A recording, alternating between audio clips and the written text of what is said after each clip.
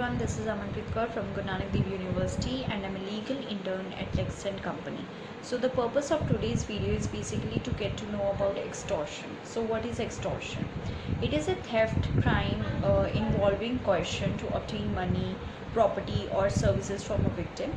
Like coercion, blackmail is also classified as a theft crime, but it involves making a threat instead of coercion and is usually charged as a felony. So we can say that it is both a tort and a crime, and is perhaps far more common than most of us think. It is a criminal offense that occurs when a person unlawfully obtains money, property, or services from another person or entity by means of particular types of threats. It is not all threats. For example, threatening to file suit unless someone pays you money owed is not extortion. Usually, it is a threat of violence or reporting a manner to a public agency or the media that can create allegations of extortion. So we can say that it can include threats of physical harm, criminal prosecution, or public exposure if the amount or valuable demanded by a person is not transferred. It can become a federal violation of the law if perpetrated across a computer system, phone, by mail, or in any using any instrument of interstate commerce. So now let's talk about what are the ingredients of extortion. So first one, it comes that intentionally putting someone in fear of injury to himself or another.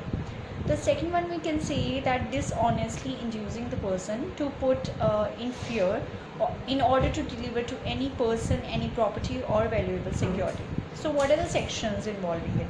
Section 383 defines extortion as whoever intentionally puts any person in fear of any injury to any person or to any other, and thereby dishonestly induces the person so put in fear to deliver to any person any property or valuable security or anything signed or sealed which may be converted into a valuable security, commits extortion.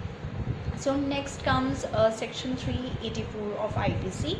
So section 384 of IPC deals with punishment of extortion, which we can say that whoever commits extortion shall be punished with imprisonment of either description for a term which may extend to 3 years or with fine or with both. Next comes section 385 of IPC. It deals with putting person in fear of injury in order to commit extortion.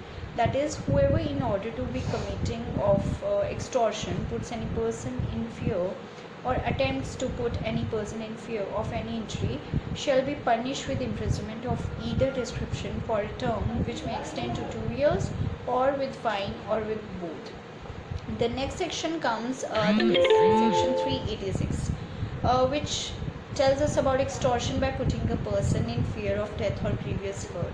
So whoever commits extortion by putting any person in fear of death or of grievous hurt, that person or to any other person shall be punished with imprisonment of either description for a term which may extend to 10 years and shall be also liable to fine. So the other thing is section 387, that is putting a person in fear of death or of grievous hurt in order to commit extortion. So in that case he shall be punished with imprisonment of either a term which may extend to 7 years and shall also be liable to fine. Next section comes that is section 388, that is whoever causes grievous hurt to any person by doing any act so rashly or negligently as to endanger human life or the personal safety of others, he shall be punished with imprisonment of either description for a term which may extend to 2 years or with fine which may extend to 1000 rupees or with both.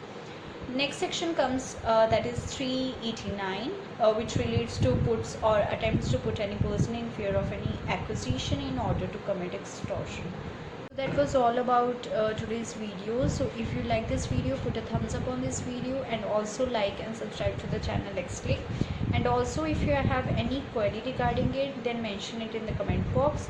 And it does not solicit any promotion or advertisement as per the guidelines of Bar Council of India, and it was for education purpose only.